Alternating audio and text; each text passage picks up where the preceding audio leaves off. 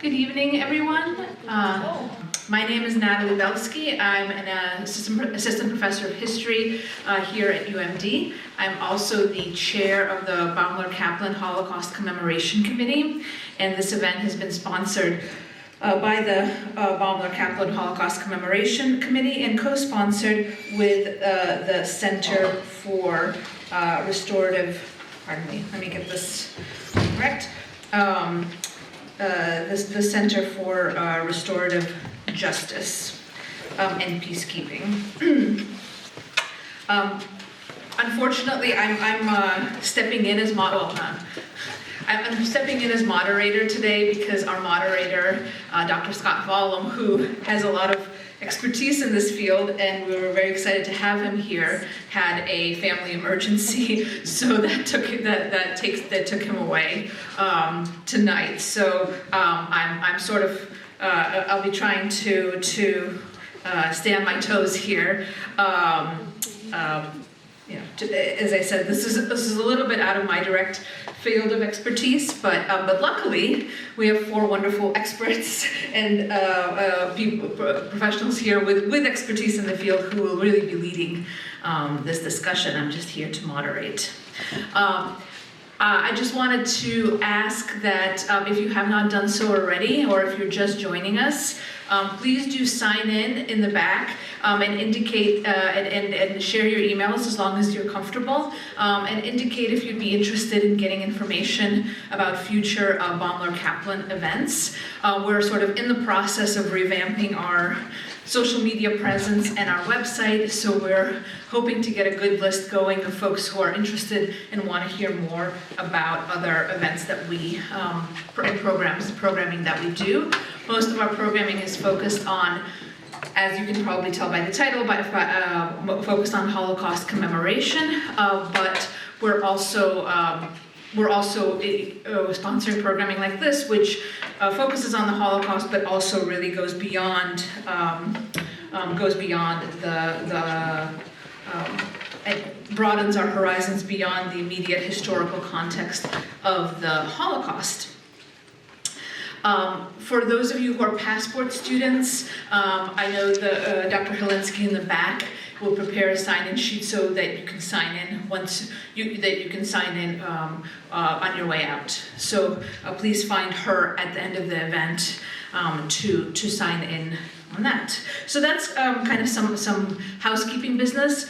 We're very happy to sponsor this event on Reckonings, Reparations, Restoration, and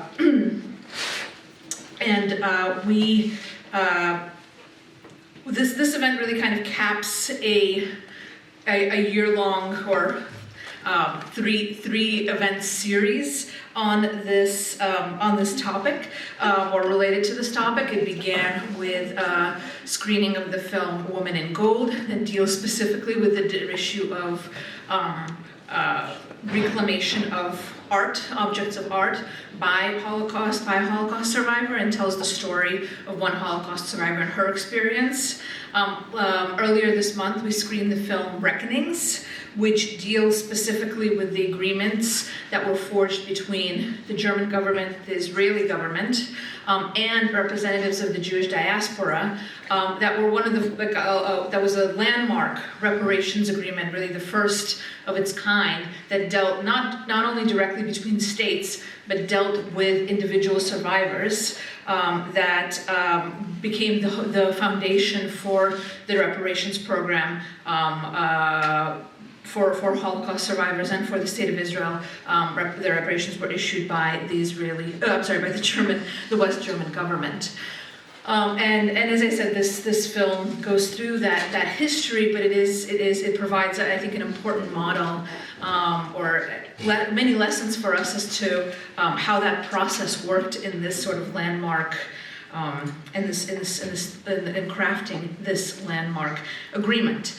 For this, our last panel, we've decided to, we really wanted to broaden out this topic of reparations and talk more broadly, not just about the history of the Holocaust and reparations for Holocaust survivors, but also the topic of reparations more broadly, and specifically how it applies to current events and current debates in the United States today, as well as American historical issues, because it is a topic that is very fraught and complicated. That is what brings us all here tonight. And I was reminded of the urgency of this topic just, I think, last week when I saw an email from The Atlantic that they had reprinted the Ta-Nehisi Coates' landmark essay, The Case for Reparations, in the wake of a recent decision by the College Board to amend the African American Studies curriculum for the AP African American Studies curriculum in the wake of complaints from the Florida state government. So it's an issue that's definitely in the news. I'll read a few comments just that Dr. Vollum prepared and was able to share with me. He notes that the notions of reparations and justice are difficult enough when dealing with violence and crime at an individual level, but when dealing with the harms of large-scale human rights violations and racial and ethnic violence, of course, racialized violence is part of the title of our panel, we are faced with a need for justice that is just so complex and challenging. The questions that we grapple with, such as how to seek justice and restore and reconcile relationships in the wake of criminal violence, become questions of how to restore whole communities, transform societies, and approach justice through making efforts to address harm and right wrongs, harms and wrongs that may have occurred generations ago. Complex stuff indeed. Fortunately, we have this incredible panel of folks to speak about these topics tonight. And the goal for this panel is really to open up this discussion and unpack some of these difficult terms and difficult topics. So unfortunately, one of our panelists was not able to make it in person. As many of you probably know, south of us, the snow conditions are worse than they are here. So Dr. Shir Ganor was supposed to be joining us from the Twin Cities, but was not able to travel here, but has agreed generously to join us via Zoom. She will be our first speaker. I will then, each speaker will speak for 10 to 12 minutes. We have our BK student worker here ready with time cards for them. And then that will allow us to leave time for for Q&A. I will introduce each speaker as before they make their remarks. So Dr. Shir Ganor is Assistant Professor of History and a 2023 Fellow of the Institute of Advanced Studies at the University of Minnesota Twin Cities. Her research focuses on the diaspora of refugees from Nazi-controlled Central Europe, and she's currently working on a book manuscript titled In Scattered Formation, German-Speaking Jewry in Displacement. So without further ado, I will turn it over to Dr. Ganor. Thank you so much. Can you hear me okay? Yeah. Okay, great. Hi everyone. I truly am so sorry that I cannot be there in person, and I guess I'm grateful that we now have these technologies that allow me to participate nevertheless. I want to express my appreciation to Dr. Natalie Belsky for inviting me to participate in this panel about a topic that I am both sort of intellectually and ethically very interested in. And I also want to thank everyone on the Baeumler-Kaplan committee for organizing this really important event. Just to sort of give you a bit of a background of how I'm approaching this topic, I am a historian, and my research focuses on German-speaking Jews who fled Nazi persecution and were then displaced throughout the world. As part of my work, I study the process of claiming reparations, and I really try to focus also of how this process looked like from the perspective of this population group, what it meant for them as an everyday practice kind of to assemble their reparation claims, and what impact this process had on them as individuals, but also on the community level as a diaspora of displaced people. So I think it's fairly common knowledge that Germany established the reparation system to compensate victims of Nazism, but most people don't realize just how complicated, elaborate, and confusing this reparation system actually is. There's no one law or one agreement that Germany created in the post-war period. There are dozens of these laws and codes and agreements, and each of them target different victim groups. They're administrated by different agencies, different organizations. They have different timelines, different parties involved, different conditions, different geographic scopes. It's really quite a legal and administrative labyrinth. And my comments today are mainly based on what I know best from my research, which is the legal codes that German Jewish victims worked with, and the German reparations agencies that work with that particular victim group of Jews from Germany or from German-speaking countries. So if you were there for the screening of the film Reckonings, you would have seen that the film started with the 1951 declaration by the West German Chancellor, then Konrad Adenauer, declaring that Germany is accepting the obligation of reparations. But that's not how this conversation originally started. The very first calls for reparations came from the victims themselves. They were not from Germany. Specifically, they came from a group of displaced German Jewish refugees who already in the 1940s, in the early 1940s, were starting to formulate demands that Germany would be held accountable for its crimes by offering compensation to its victims. There was a group of German Jewish lawyers and jurists who were really preparing the legal case for it, and they were trying to raise the attention of the international community already as the Second World War is still ongoing, trying to raise awareness for the need for reparations for victims, and to sort of cement the idea that reparations need to be a part of the international community's plan for the post-war moment.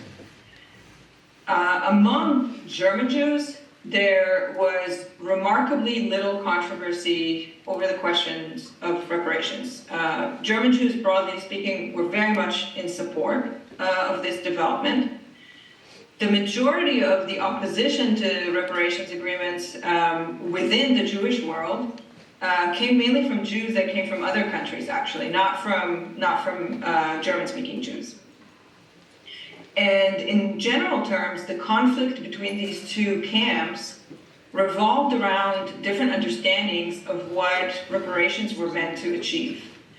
The voices in opposition to accepting reparations from Germany tended to emphasize the ethical dimension of reparations, and they were afraid that the act of giving and receiving reparations would signal the beginning of atonement and forgiveness for crimes that can't be atoned for and should not be forgiven. The voices who supported reparations emphasized the material aspect of this procedure. So these people said something like, look, something has been stolen from us. Property was stolen. Jobs were stolen. Labor was stolen. Futures were stolen. Nazi brutalities caused an immense material loss to our community, and it is only right that we get compensated for this loss. So this dynamic of trying to balance the ethical and the material dimensions of reparations proceedings, it's not unique to the context of post-Nazi reparations. We see it in a lot of other conversations that take place around reparations. And when we look at the example of what happened with post-Holocaust reparations, we see that it's really difficult to separate these two approaches to reparations. The one that sees reparations as a material exchange only, and the one that sees it as a potential reconciliation process. Putting these two reparations approaches side by side also often creates uncomfortable conversations, because reparations ultimately deal with money in some form or another. And receiving money after suffering and after trauma sometimes comes with a lot of stigma.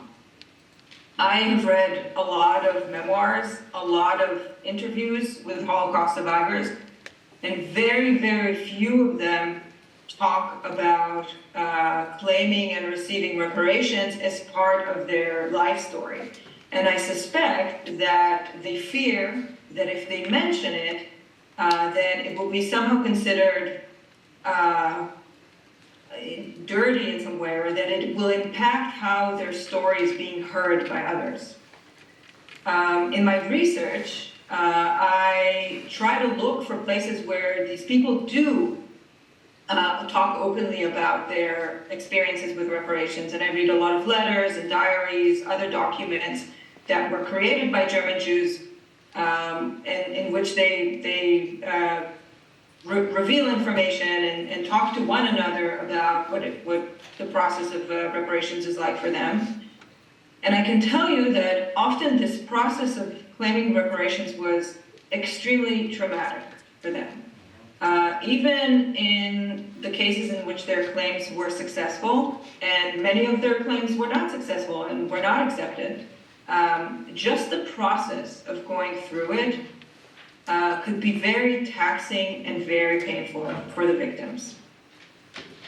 In part, that's because the German reparations laws and the German reparations administrations were very, very bureaucratic and very difficult to navigate. And it created a massive gap between the administrative process and between the harms that this process was created to address. So on one side of the system were clerks that needed to check all sorts of boxes and sat with calculators and calculated all sorts of formulas. And on the other side were sitting people who experienced absolutely horrible things and were now being asked to show proof and evidence that these things actually happened to them. Sometimes the bureaucrats working in the reparations agencies and assigned reparations cases, sometimes they were themselves former Nazis.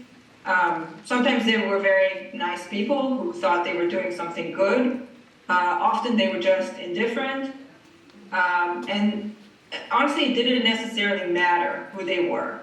The law and the legal structures and the bureaucracy had built into it a process in which the burden of proof was on the victim. So it almost inevitably created these deep senses of antagonisms for the victims. And this is an aspect of reparations that I think we don't pay enough attention to.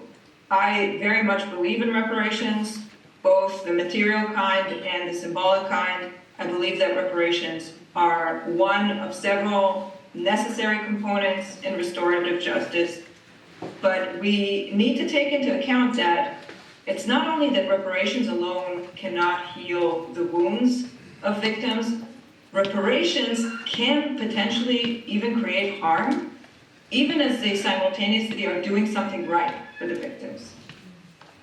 So maybe an important lesson that we can take from the German reparations history is to think about what kind of mechanisms we can build into reparations programs that can help reduce that re-traumatization effect.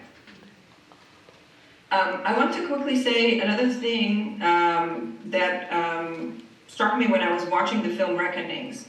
The film portrays the German decision to enter into negotiations over reparations as a very contested one.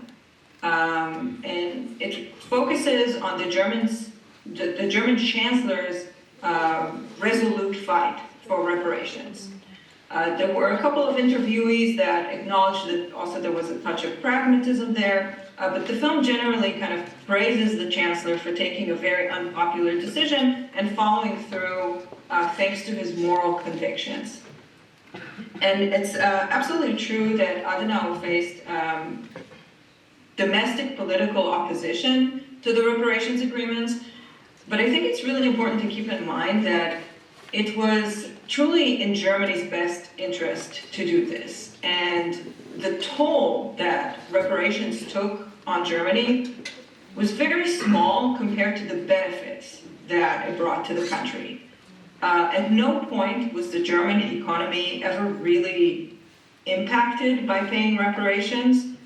Meanwhile, the fact that they had entered these reparations programs enabled Germany to gain a strong foothold in the international community that, among other things, also really strengthened the country economically. So my personal opinion is that the biggest winner from Germany's reparation system is actually Germany. And I say this on one hand with a touch of criticism, especially because Germany is often very lauded for how deeply and meaningfully it has dealt with its genocidal past. And I want us to remember that it's not like Germany made some immense sacrifice in this process. Germany had a lot to gain from this. But beyond this critique, if we look at it pragmatically, there might be another interesting lesson that we can draw here. Perpetrator societies are usually reluctant to offer reparations to the people that they harmed. But what if there's a way to show them that they also have something to gain from paying reparations? Now, when we think about this proposition, it also brings us back to the tension between the ethical and the material side of reparations. Because if the whole point of reparations programs is not only to exchange money and to give money back to who was to people who were harmed, if it's also to make a meaningful recognition of harm, do reparations actually count if they benefit everyone, not just the victims, but everyone in society? And can we speak of justice if perpetrators also stand to gain from reparations? So these are some questions that I had when I was preparing for our conversation. I'll leave it at that, and I'm looking forward to the rest of our discussion.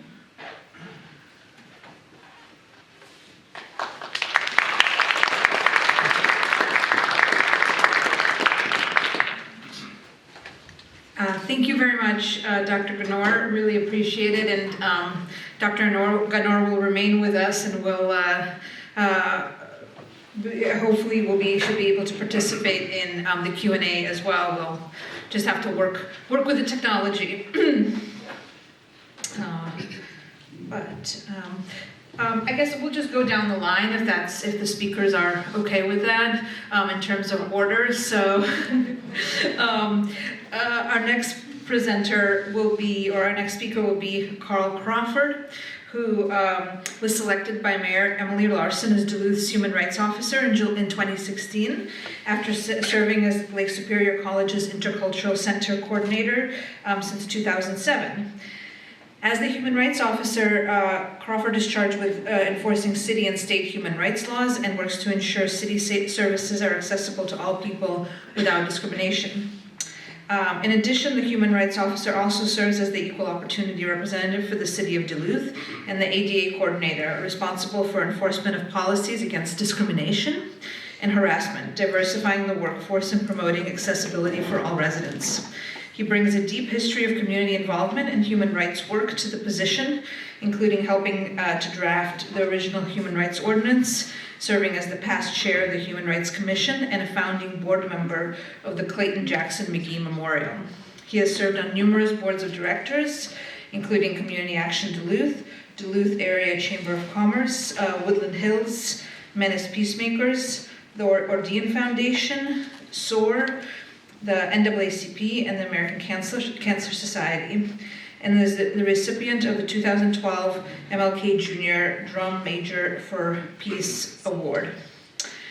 He's also active with the Family Freedom School of Duluth and is a longtime youth and high school basketball coach.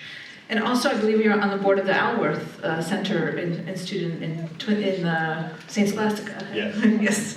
So, I don't know how you have time for everything. I just wanted to say that we're, again, very happy that our panelists,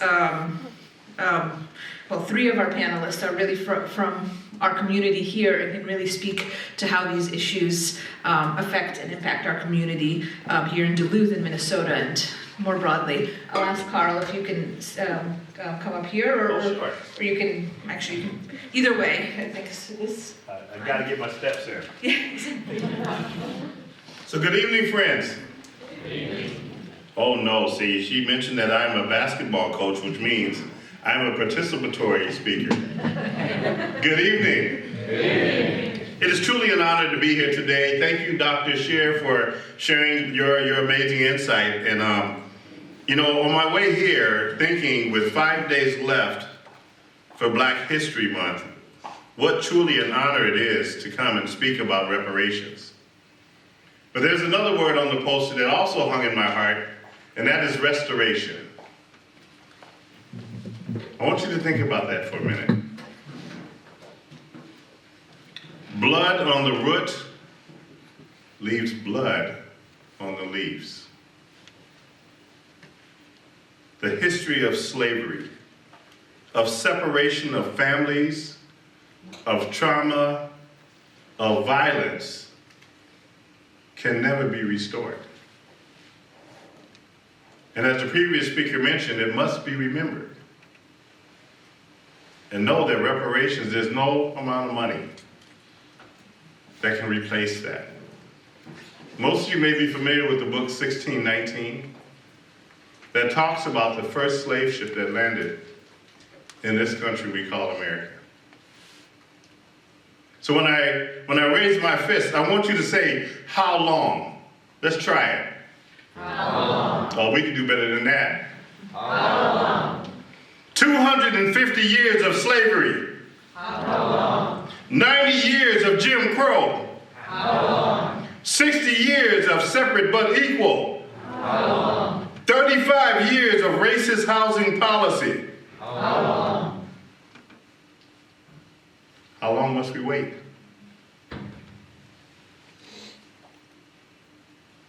What generation is going to be the generation that America finally apologizes, recognizes the wrongs that have been done? Because we may have thought we were done with Jim Crow, but Jim Crow wasn't done with us. When we look in our communities and our societies right now, we look at home ownership for people of color. There are still policies in place that create separation in the communities we live in. There are still policies in place when it comes to employment that don't allow folks to have the job that they want and deserved, and even in this learning institution went to school for to prepare themselves. There's still policies in place that stop that from happening. When we look at our healthcare, what did COVID teach us about the gaps in our healthcare? When we look at the policies that still don't allow people to get the health care that they need, there's still zip codes that we live in, 4 blocks away, one person's going to live longer than the other person. What did that spill in Ohio teach us about where you live, about what does help look like, about our criminal justice system, and those policies that are in place? See, what I'm trying to point out is that these policies didn't just magically fall out the sky like the beautiful snow we have right now. This was planned. Government-sanctioned discrimination. There's an amazing book. I hope you all have an opportunity, room on your shelf. Get this book, The Color of Law. And it talks about in detail how the banks and industries would not fund projects if they had housing built for people of color. But they funded the one as long as they said, written down in ink, that this was going to be a white family only suburb. And then, of course, the next thing that happened is that there was a black family that did finally get in that place, white flight. And white flight wasn't just about moving a home. There were businesses that left. There was infrastructure that left. So when we talk about what does reparations mean, today there is not a one-size-fits-all. Because we can't piece together that complicated puzzle, but that should not let us stop from looking at it and having the conversation. As mentioned before, reparations is not new. In fact, I'd be remiss if I did not mention Callie G. House. How many of you have heard that name before? Raise your hand. Callie G. House, in 1891, crafted a pamphlet entitled The Freeman's Pension Bill, a plea for American freeman. This pamphlet talked about the ideal of financial compensation as a means of rectifying past exploitation of slavery. This is not a new conversation, folks. And for her efforts, she was actually put in jail. She spent a year in jail for her efforts talking about reparations at that time. So this is not a new conversation, but we also understand that this conversation needs to continue. It needs to be held in a higher level. It needs to happen in every corner of the United States. Because in every corner of the United States, you will find policies of separation that don't allow us to come together. And in closing, the one thing that really scratched my head as I was doing this research, to also hear that President Abraham Lincoln, that gets so much credit for signing the Emancipation Proclamation, also signed the Act for the Release of Certain Persons held in service in 1862. Friends, it gave former slave owners $300 per slave. Reparations. For the slaves, we received nothing. So in closing, as we have our discussion here today, I want us all to contemplate. How long? Thank you.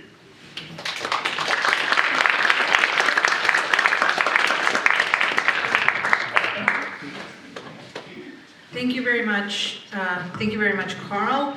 Our next speaker, Tad Johnson, Esquire, is the University of Minnesota's Senior Director of American Indian Tribal Nations Relations, serving as the liaison between the University of Minnesota system and the regional tribal nations.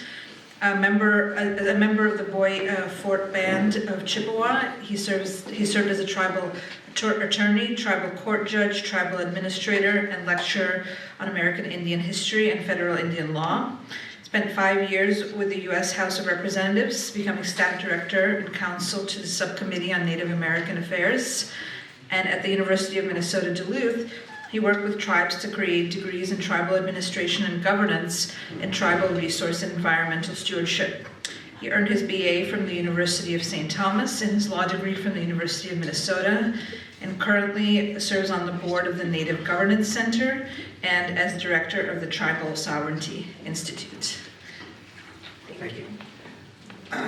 Thanks, I'm honored to be here. I think my admin sent you an old bio, because a couple of things happened since then. I'm now on the Board of Regents for the University of Minnesota, and I'm a professor emeritus. I had to check with my handlers to make sure I could come up here. And one thing I always try to remember, I'm on a lot of panels with Carl. I always forget to tell the moderator, let me go first, because but anyway, reparations. So obviously I deal a lot in American Indian affairs, and the setup between the United States and the tribes started with treaties So European-style treaties before the United States existed. But way before that, say 1491, they think there were upwards of 100 million Native Americans in North and South America, with especially large numbers in Central America. And I teach a class along with Joseph Bauer-Kemper and MnDOT and the Minnesota Indian Affairs Council. And we've trained 5,000 state employees. And the number one comment we get is, how come I never heard this stuff before? Because in 1491, they think there were that many Indians. When they took the census in America, the United States, in the year 1900, there were 250,000 left in the United States. Some folks were claiming not to be Indians anymore because it wasn't that advantageous to be an Indian in the year 1900. But that 100 million got cut down very quickly by a series of pandemics that crisscrossed the continent. We've seen what one pandemic can do. Imagine if there's no immunity to any diseases.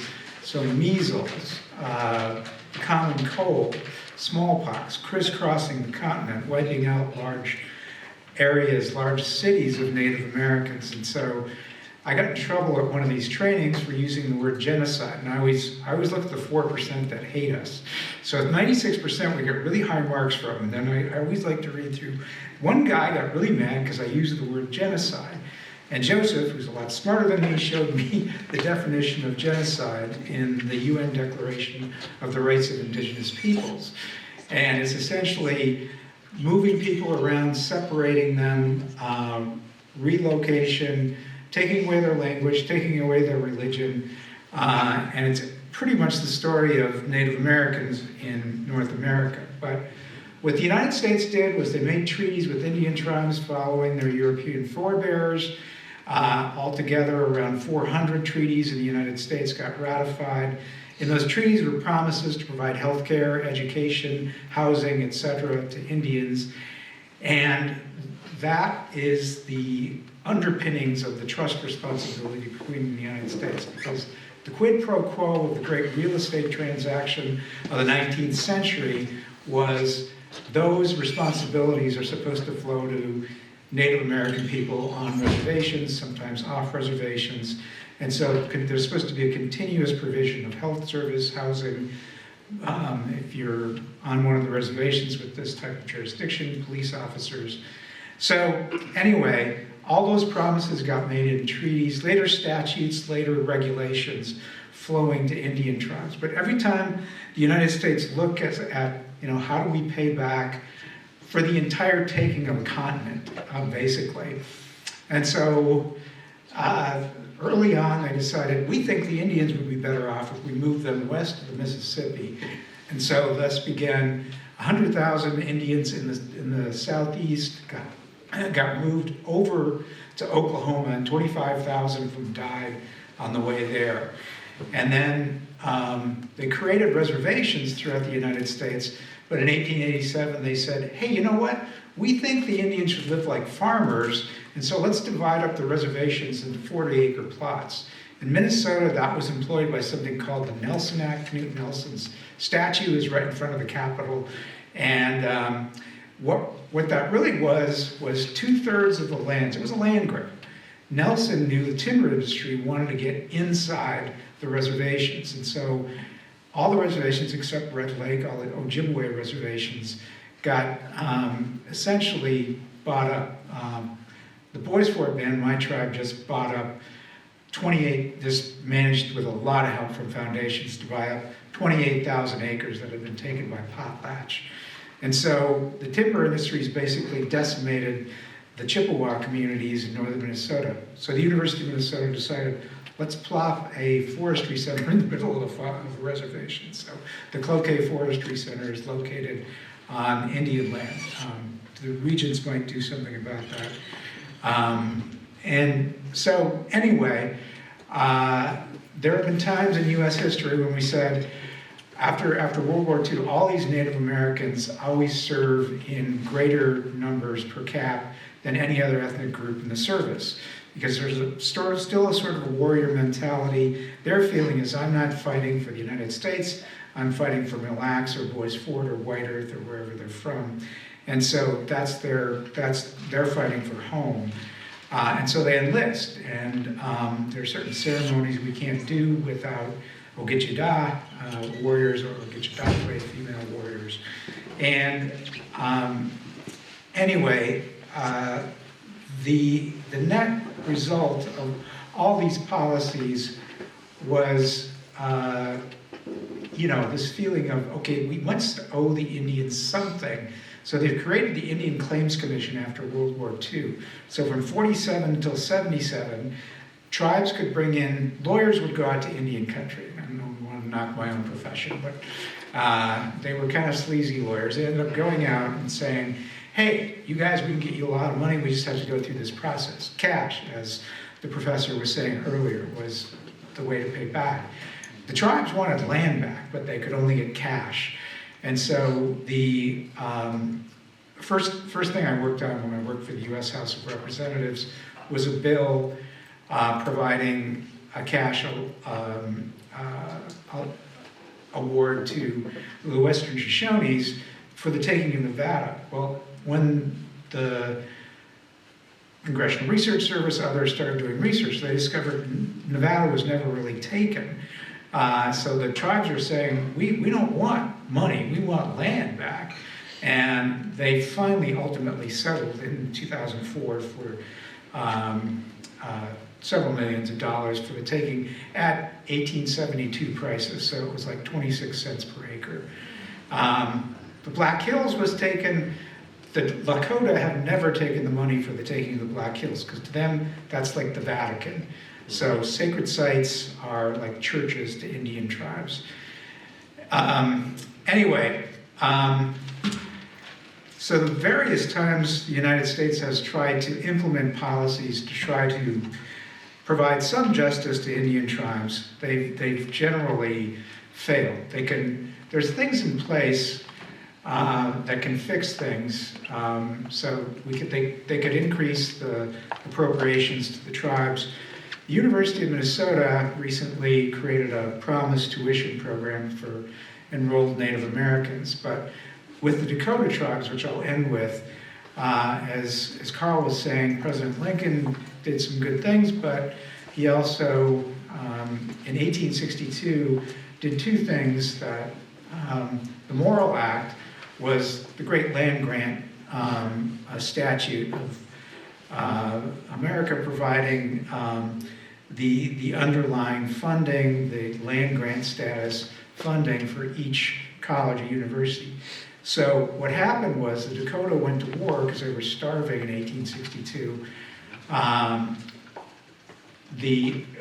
Governor Ramsey and Henry Sibley wanted to hang 300 of the Dakota who viewed it as war.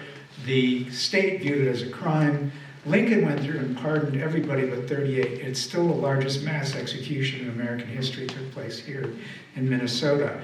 And Ramsey said, I want all the Dakota either exiled or exterminated. So he had exterminated 38 already. The rest got forced out. They were supposed to get 2.5 cents per acre. They never got that. What happened was, after the Morrill Act occurred, Minnesota started selling up land like crazy under the Morrill Act, and U of M was broke. And so they had so much land taken from the Ojibwe and especially the Dakota.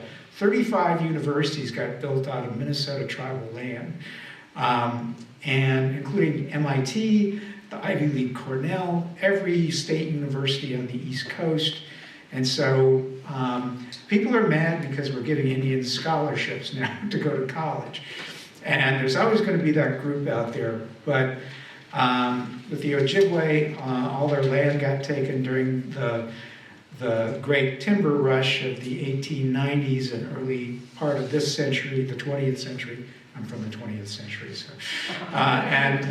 For the Dakota, they got kicked out of Minnesota. And they're saying, hey, how come we don't get a scholarship to the University of Minnesota? So Tuesday night, it gets decided whether or not I'm going to be a regent or not for 6 more years. And so I think we'll have to take a long, hard look at all those policies. So, thank you, Miigwech.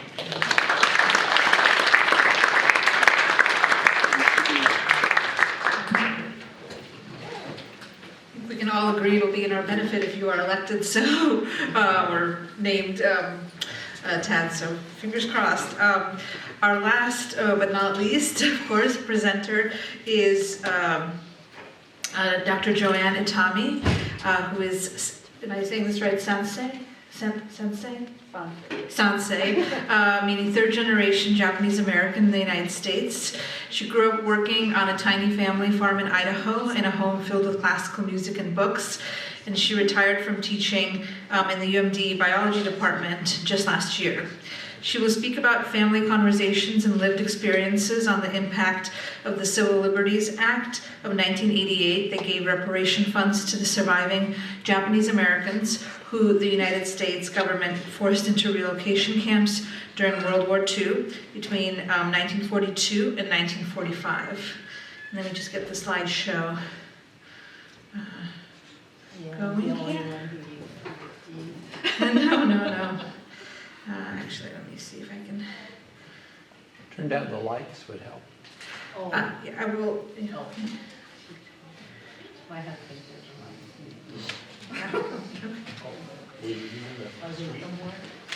Yes, we are using the screen here. Let's see if that works or not.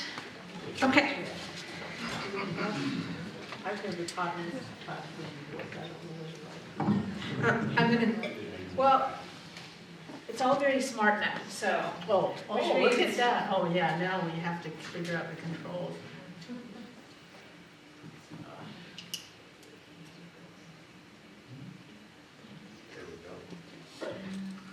Is that better? It is, thank you. So with the smart stuff, it's like, it's great when it works. Yeah. But then when it doesn't work, someone has to figure out how to make it work. Okay, well, thank you. I'm the only one with slides, but it's just because I live my life in pictures. And so I first want to acknowledge, and gratefully acknowledge the permission that my sister, Jan Itami Hopkins, and her husband, Chris Hopkins, gave me to use their artwork for the continuation of this conversation today. There we go. So, why did the Japanese deserve, what is a redress of the Japanese Americans? For really short history for those who don't know it. Japan bombed Hawaii, Pearl Harbor, in December 7th, 1941. Very quickly, the response was the next day, the US and the UK declared war upon Japan, and surprisingly quickly for the US, the president declared, signed the executive order 9066, which resulted in 120,000 Japanese non-citizens and Japanese American citizens to be incarcerated from 1942 to 1945. Among these were my dad, who was a scholar athlete. Just to give you some context here, just think of the young people in the audience. He and my mom were just a few years older than you. He was a scholar athlete, not because of the war, but because of the Depression. He was not able to take a scholarship to the University of Washington for his choice of a full ride scholarship in either math or physics. He was captain of the football team. He was captain of the basketball team. He lettered in baseball. He also lettered in track. So, true scholar athlete, So just your all-American boy. Half of my grandparents lived most of their life. They were born in Japan, but they lived most of their life in America. And then they were unceremoniously loaded up on trains and taken away from their homes on the West Coast and moved inland. Overnight, with Executive Order 9066, their lives went from this all-American apple pie life to being shunned by their neighbors, met with signs saying no Japs allowed. My mom's best friend wore a button that said China so that she wouldn't be mistaken for that horrible enemy Japanese people.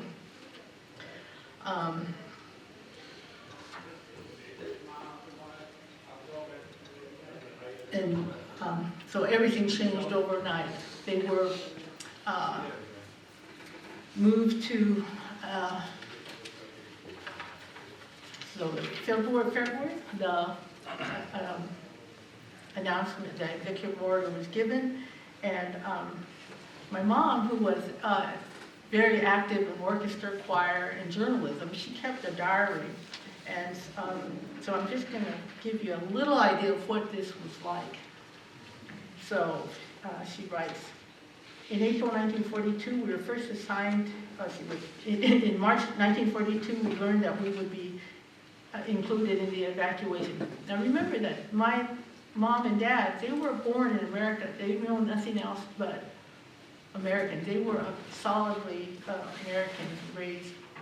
Even my grandma, actually, she went K through 12 in America. So in March, so the order was February, by March, they found out that even American citizens were going to be incarcerated in these camps. So in April, they were assigned to the Puyallup Fairgrounds until the evacuation centers in the long-term relocation camps were completed. They were told they were going to be there for maybe a couple of weeks, but it turned out to be 3 months. And these were really hastily constructed housing in the Puyallup Fairgrounds. So my brother painted this painting of it still is at the fairgrounds today. I mean, people were living in tents, they were in the animal stalls, the conditions were rough. And then in August 10th, 1942, they were boarded onto ancient trains and traveled to Minidoka Camp, about 50 miles out of Twin Falls, Idaho. The camp was built in the desert, so the dust was unbearable. One story I heard often was that it was so dusty. Because I'm a biologist and not a historian, I can understand this. Desert soil is extremely fragile. So when you go around with bulldozers and put up 400 barracks, you've ruined the integrity of soil. So when they came up, the whole camp was just engulfed in dust. So they were all cheering because they thought it burned down, and they're hoping they could go back home. But alas, it was just dust. So what they were was 500 barracks ranging 44 blocks, and each block had a mess hall, shower, and toilet facilities. Family rooms were equipped only with a potbelly stove, room for cots, and absolutely no privacy.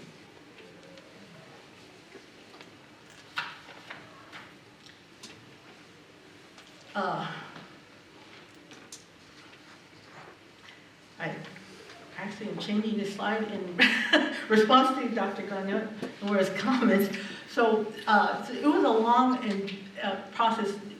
Watching this film Reckonings, I saw a lot of parallels here, just the ins and outs and how this unfolded, of the reparations itself unfolded.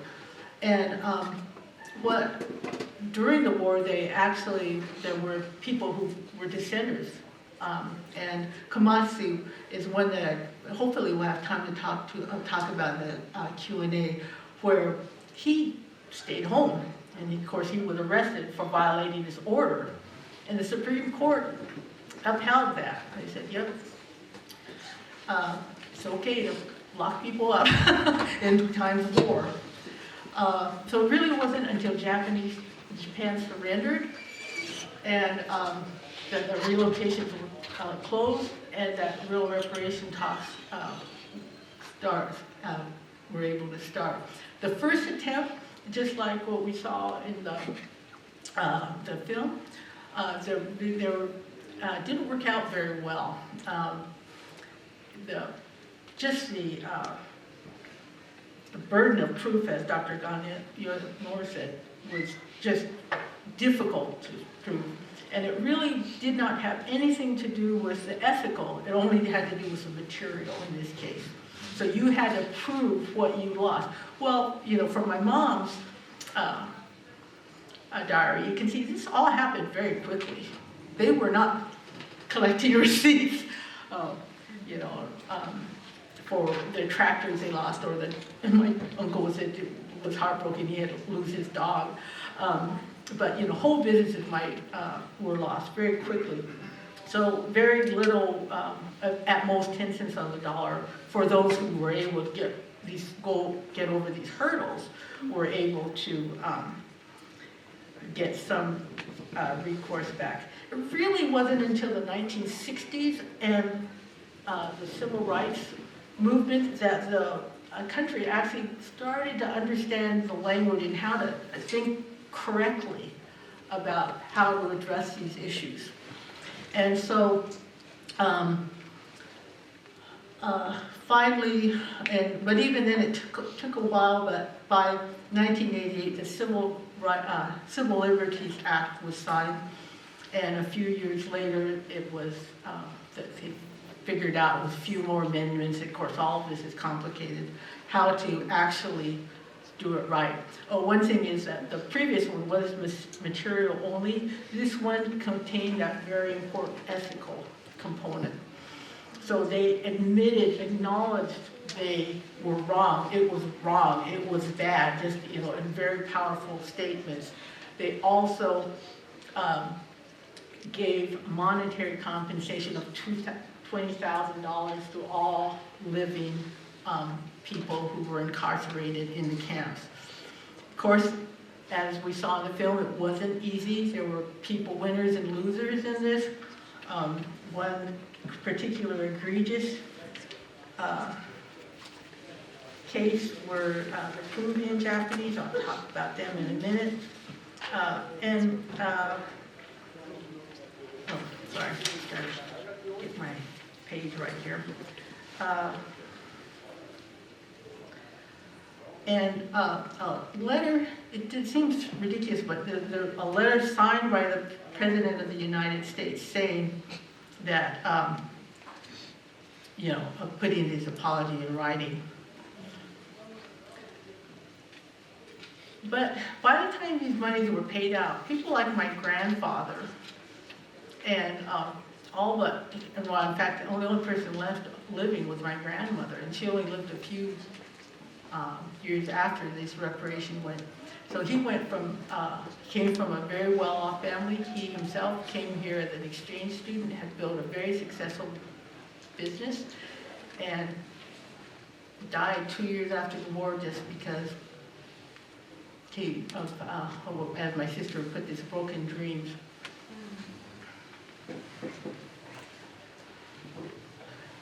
What we've learned is that words have power.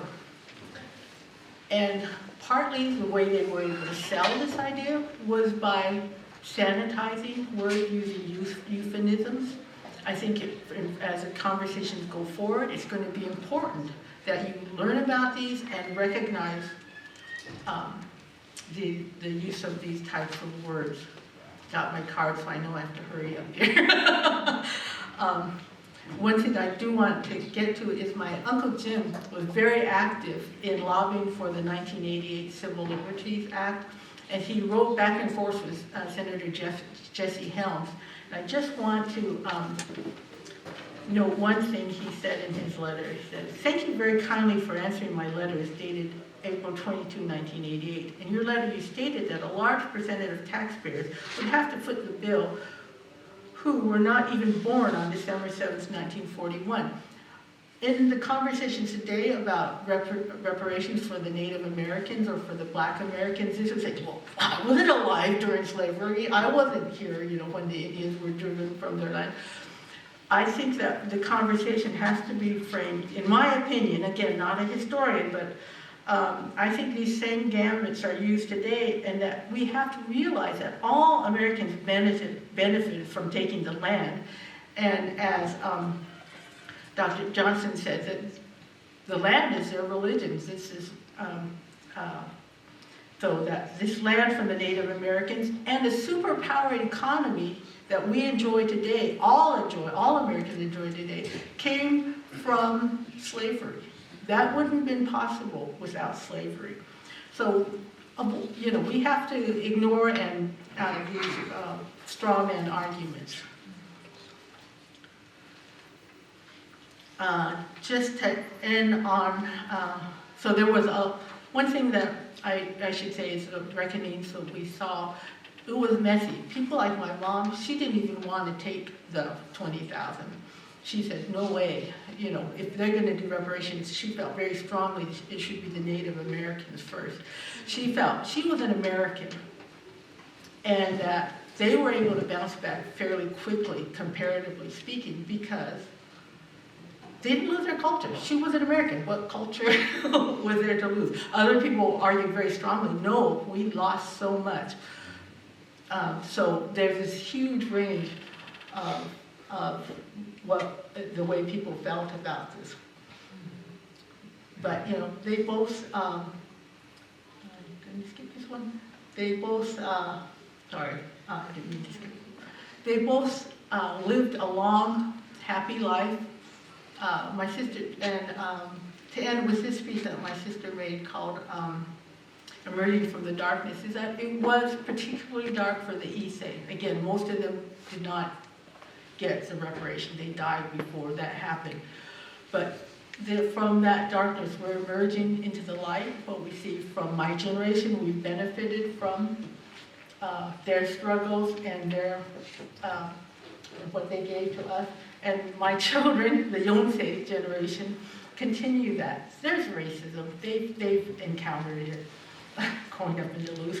But, we can only hope that we move forward. And with that, we'll close.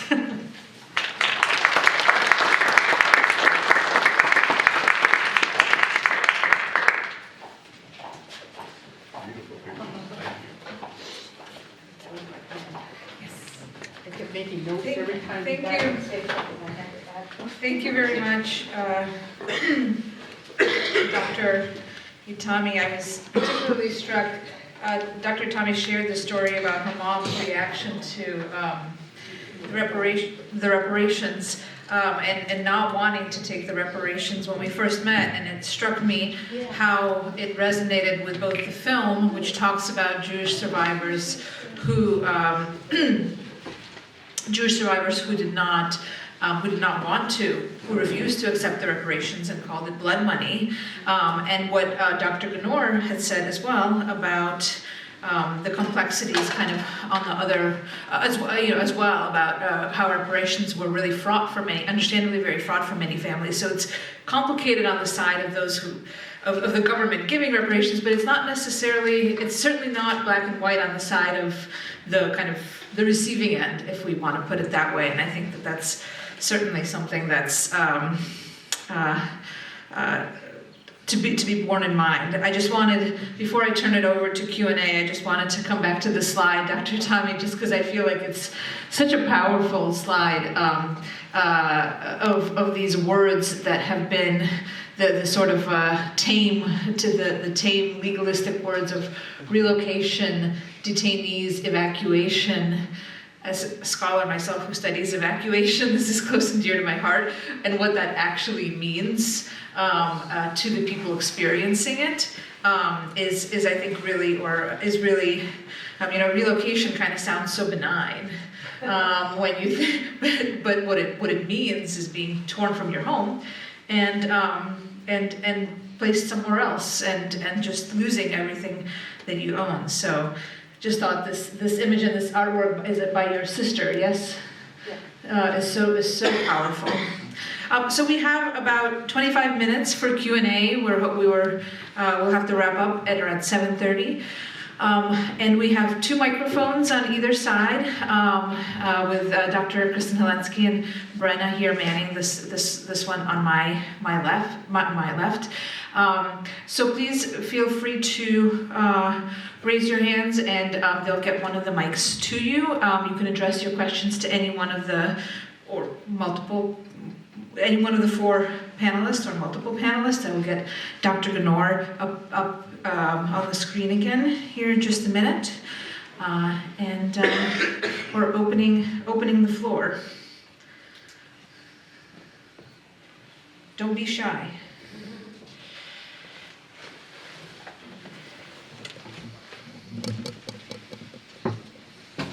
This is to Dr. Ganor.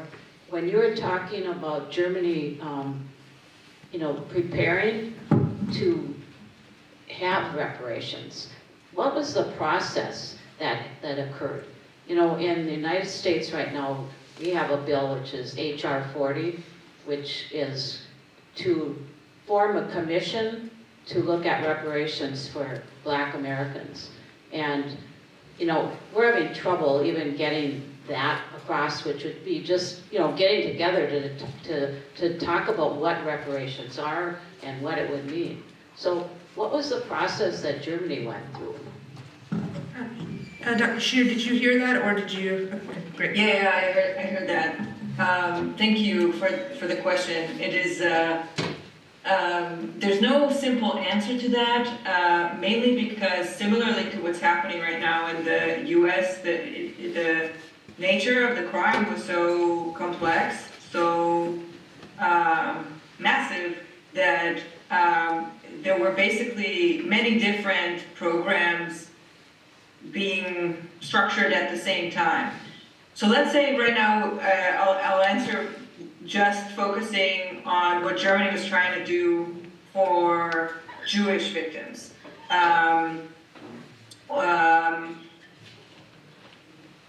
It's also important to note that Germany in the 1950s, when they're really starting to plan doing this on a federal level, they're not starting from scratch. In 1945, when Germany capitulated and was then divided into occupation zones, and the Allied countries each had their own occupation zones, already the Western Allies instituted some kind of very basic restitution for property and a very basic compensation in monetary terms for some categories of victims of Nazism. And when, in 1949, when the two Germanys were created and the official military occupation ended, then also each federal land, the equivalent of federal states in the US, each state also had something like a basic reparation structure in place. So a lot of the legislation that Germany then started adopting on a federal level in the early 1950s was rooted in these laws that existed already in the occupation zones and on the state level.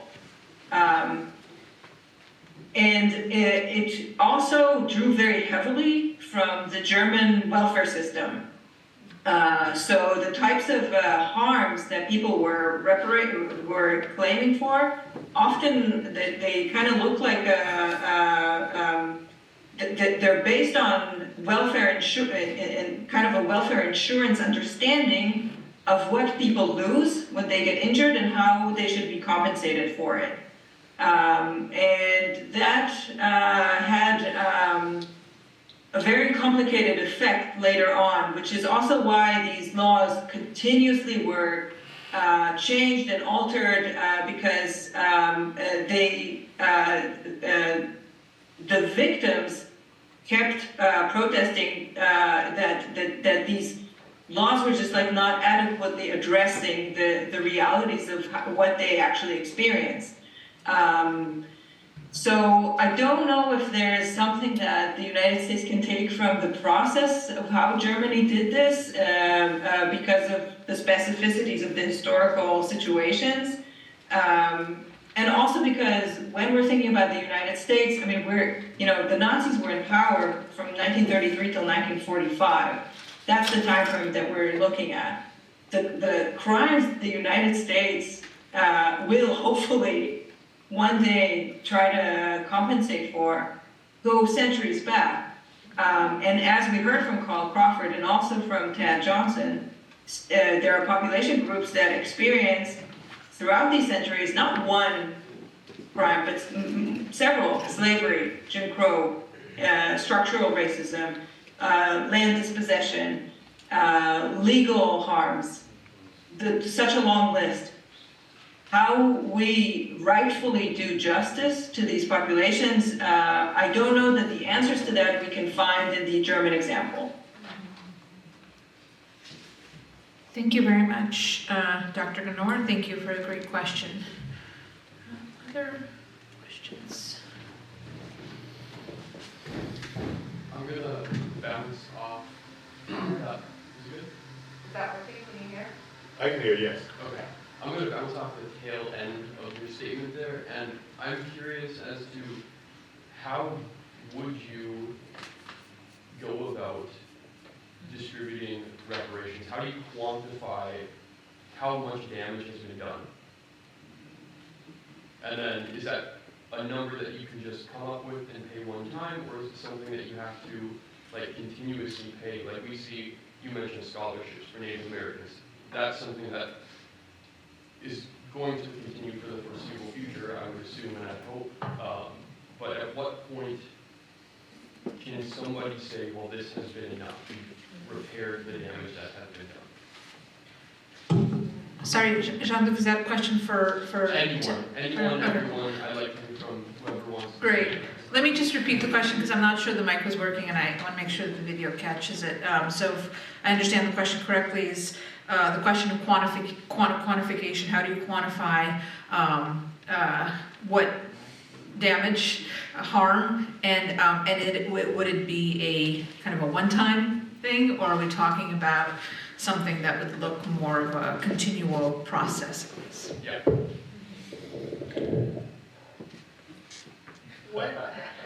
One thing I should say, so I think what Dr. Ganor said about being material compensation versus ethical is that, Let me just, I'm not sure if the mic, oh, I'm not sure if I can mic this on.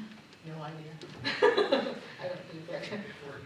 Oh, okay. Oh, it is, I just need to move it close.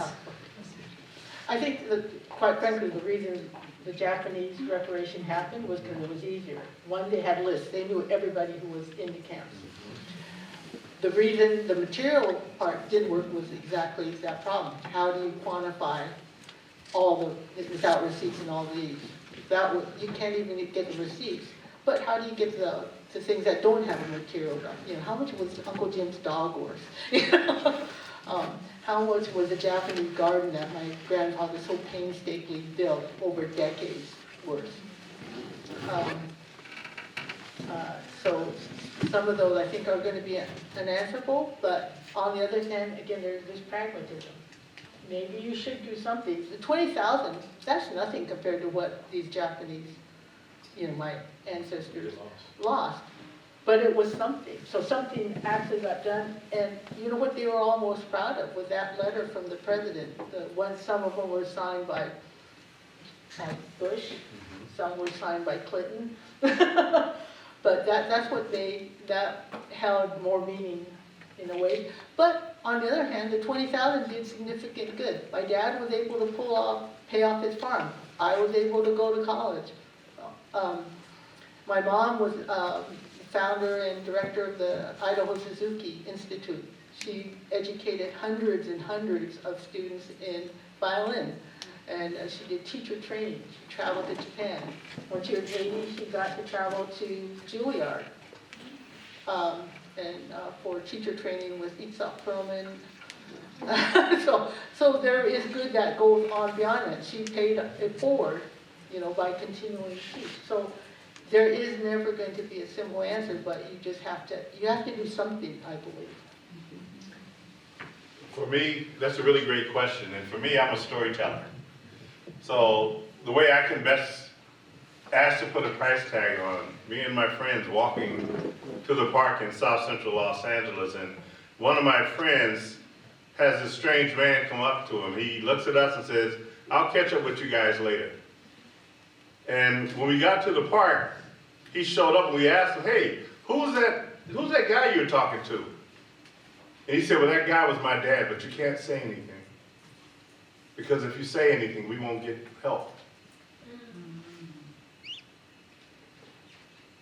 Separation of families. See, for a lot of men in the black community, they were told and showed that they were worth more out of the house than being in. Because if you were in the house, your family wouldn't get the help they needed.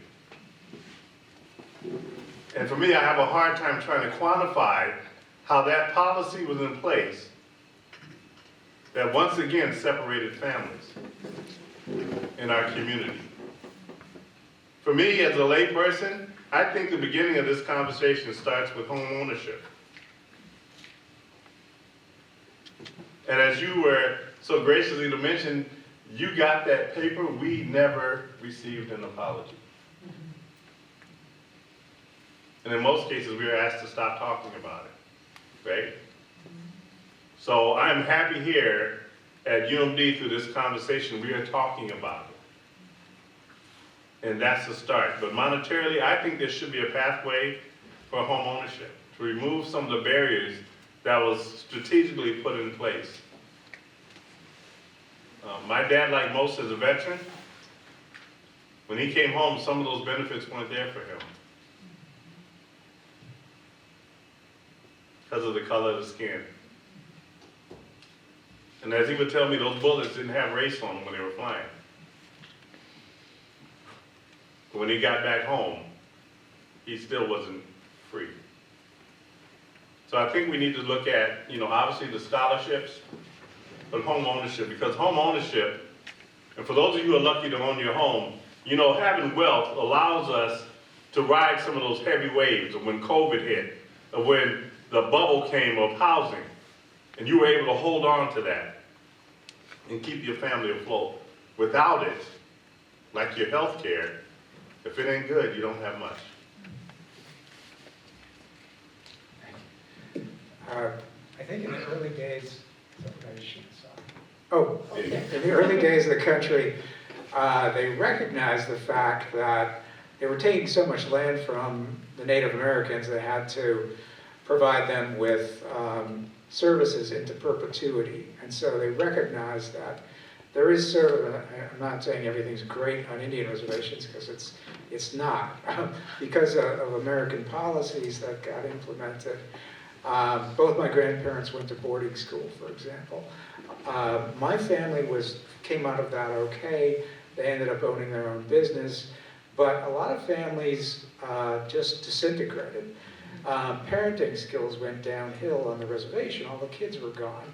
Meanwhile, the United States and the people wanting land that was on reservations, as I mentioned, 2/3 of the land inside the reservations fell into non-Indian hands after 1889 in Minnesota. And so suddenly there wasn't very much land to deal with. Now, after years of having screwed up families as a result of the federal policy of boarding schools, kids were getting placed out of Native American homes, and so they passed the Indian Child Welfare Act in 1978. And it's a possibility the U.S. Supreme Court, that case just got argued in November, whether or not that's going to be declared unconstitutional. And it's constitutional right now because for 200 plus years, Native Americans have been considered a political classification, not a racial classification. And so that's why you can have an Indian Health Service, an Indian Child Welfare Act, etc. What they're really after is the Indian Gaming Regulatory Act. They want that struck down to take away the advantage of the tribes. And all these Indian Child Welfare Act cases were brilliantly brought in Texas, where if you want to get a law struck down, that's where you go, especially one that's kind of, partial to some of our groups. So that law, may get struck down and declared unconstitutional. Fortunately, right now we're in this moment at the Minnesota State Legislature where we've got a friendly House, a friendly Senate, Native Americans in the House and Senate and as Lieutenant Governor, and they are placing all the federal requirements of the Indian Child Welfare Act into state law so that once a kid goes into foster care or whatever, Indian parents Native American parents will be preferred. So when is enough for Native Americans, because the entire continent was taken? I think it's a fair price to provide health care and housing costs, et cetera, et cetera. Plus half the Native Americans live off the reservations now, so that number is dwindling. Thanks.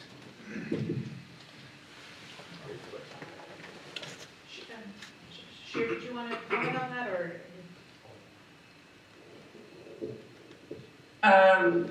I can just quickly say that in the German case, at least in the code that I know best, which is the German federal law, there really was a price tag for everything, like everything. There are tabulations of every single profession that you could think of, household items, what kind of profession and college education would promise what kind of future income. So that is sort of an extreme case of very, very intricate, elaborate, trying to put a price tag on literally everything. And I'm not sure that was in the benefit of anyone. It certainly was very complicated for the German bureaucrats to deal with that. It did not necessarily help the victims and the claimants in any way. It was extremely discriminatory. Just one example, women who lost their husbands, whose husbands were murdered in the Holocaust, were eligible for compensation for loss of lives because they lost a breadwinner, but men who lost their wives were not eligible for that because women don't earn money, in that sort of warped thinking. So it was a very, very problematic system of really trying to create a price tag for every kind of possible harm. We're still kind of dealing with the ramifications of that. There were examples of German reparations that operated more similarly to what happened with the victims of Japanese and Japanese American incarceration, in which some victim groups really only got a lump sum. That also comes with its own set of problems, and as we heard, that lump sum never actually compensates for the real loss and the real harm that was done. Thank you. Actually, three of my grandparents were recipients of the lump sum payments of some of the latter waves of reparations for Holocaust survivors as evacuees or due to their resettlement flight in the course of the war. But they were surprised that they were the recipients of that. But I mean, nobody ever explained to them or to me like where that amount came from. It was, they were grateful for it. They're like, okay, this is great. I don't know what the calculation was of how you come up with that number. And I just wanted to comment how just our discussion here has given rise to, it was a great question, but the responses to this question has illustrated just how different reparations may look, whether it be material, whether it be something like property or legal reparations or legal restoration that deals with family separation. It may take various and I think in any ideal world, any of these agreements would take very different forms. So, other questions? I think we have time for at least one more. Okay, two more. Yeah. So I have a question for Mr. Johnson. So in terms of reparations for, like, let's say Native Americans, before the first white face was shown on this continent, Native Americans fought each other, pushed each other out, conquered other tribes. So now when the US comes in and let's say one tribe conquers another tribe and then they make it, let's say a treaty with the tribe that was like, how do I say this? The tribe that just won over the other one. So who does reparations go to? And then furthermore, and perhaps Mr. Crawford can join in on this, is you've got certain elements like, let's say, the Cherokee. You have John Ross, who was a Native American, or the Cherokee Nation had 4,000 slaves. And on the Oregon Trail, they rebuilt their Cherokee Nation with slaves. So now do Cherokee pay reparations to slave owners, or like to what, is there a, ethnic survey? How do we determine who's a victim of slavery, and it goes to Chenier Ganor, who do we, not to try and prove or make sure that you have to prove it, but how do we know that what you're saying is legit? That's a really good question. Thank you. Relocation didn't just take place in the Southeast, as you might know. It took place all over the place, and you're correct. I mean, there were tribes fighting tribes before Columbus got here, and a lot of them just moved around. I mean, around here, the Dakota were here first, and we were writing up a land acknowledgement, which I said I don't want to write it because we're going to offend somebody. But I said if we write it, we have to go out and talk to all the tribes in the region. And Lower Sioux wrote back and said, hey, we were up there, Tad. You guys got to remember the Cheyenne were here. Sir Duluth ran into all these different tribes that, a lot of Algonquin-speaking folks up here and Dakota-speaking folks, but they were in the beginnings of moving from the southeastern part of Canada. The Ojibwe moved over here. And so, when do you stop things in place and say, we're going to make a treaty with you guys? It's hard. And with the Removal Act in Georgia, they made a treaty, the Treaty of Nowachota. They weren't really necessarily sure that was the real tribal leadership. And so that's a big problem. And I mean, a lot of folks don't know this. The Winnebagos were in Minnesota quite a bit during the 19th century, and they were moving around, and they still have a piece of trust land in Minnesota. So technically, the Winnebagos could build a casino here in Rochester, but they're making a lot on the interstate. If you drive through Wisconsin, every other stop is a Ho-Chunk casino. But anyway, and not to say all Indian tribes are doing well with gaming. They're not. My tribe is not. They kind of took the Indians as they found them. So they wanted this parcel of land that we're on today. And at that point in time, the Grand Portage Band, the Fond du Lac Band, and the Bois Forte Band were all part of the 1854 treaty. And so two of the reservations got created then. Bois Forte, where I'm from, we were on Lake Vermilion, and they said, we think you guys would be happier over here in the swamp and that lake. And then they did the same thing with Fond du Lac. They said, well, you got this nice little home by Lake Superior here, we think you'd be happier in the swamp over in Cloquet. So anyway, we got moved around a bit too. But anyway, they had, the non-Indian world had significant military might. It was kind of like, do you guys want to sign this, or, here are some big guns you might want to see. So a lot of it was done under duress. Anyway, but I'll let Carl do the next part. Great questions. For me, it goes back to the original sin. Who brought us here? And that was before America was America, 1619. So rather than trying to trace who does what, I think we have to live in the here and now and understand that right now in America, we still have the less when it comes to home ownership throughout this country. We know, by no fault of anyone in this room, Minnesota and Wisconsin rates highest as the worst places for African Americans to live. So I think we start there with finding a path to home ownership. Most of you may be familiar with a story that came out recently of a person trying to sell their home, where the assessor came to their house and they had their black pictures on the wall and was given one price. When they took all the pictures and memorabilia out of their house, they were given another price. Still, another part of the industry of housing that's not regulated. And folks are still being treated unfairly. So I sincerely believe home ownership is a huge starting point for people getting out of poverty and hopefully creating opportunities for the next generation.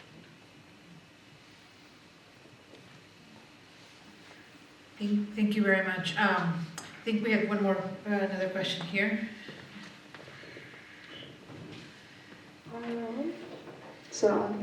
I want to ask Mr. Crawford a question, just because she stated in all of your amazing accomplishments that you're a Duluth Human Rights Officer as well. Yes. With that, what does that entail with you coming here talking about reparations? Within like the Duluth community, how are you spreading that word out, and how is it kind of working for you? Because I'm just curious, because I'm very new to the community as well, of like reparations that may be going on based-wise, or programs that are being put in place, things like that. Like, what do you work with in that and spreading knowledge besides coming to a discussion like this? Thank you so much for that question. I'm lucky that I have three boards that I staff: the Human Rights Commission, the Commission on Disabilities, and the Citizen Review Board. And within that, we give opportunities to look at where are the gaps, where are the real opportunities that we have to build a more inclusive city. My admin team with the city, we look very closely at who's at the table when decisions are being made. And more importantly, who's not at the table and why. And I think for us, for me at least, in the beginning, it's much easier to look at equity in the beginning of a project than to try and unravel it at the end. So as much opportunity as we have to get input, your input is important. And being new to the community, I'm gonna put a challenge out to you. Get involved in your city.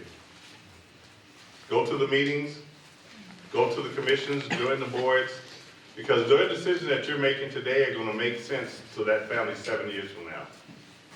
So being on the ground floor and being a part of that. I'm happy to say too, we have work to do. We have a lot of work to do.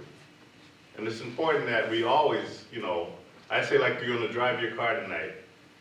You have that rear view mirror and you have that front windshield. Always check that rear view mirror to see how far you've gone, but pay attention to see how far you need to go. Hope I answered that. Thank you. Thank you very much. I just wanted to take this opportunity to thank the audience for joining us. And of course, in just a minute, we'll thank our wonderful presenters, our distinguished panelists as well. I think it's clear to everyone here that this is by no means the end of it should not be, and it cannot be the end of this discussion, but hopefully it is the beginning of some stimulating conversations and discussions among all of us, so we can continue to learn and grow about this topic, and hopefully enrich ourselves and our community as well. So thank you very much, and thank you to our distinguished panelists.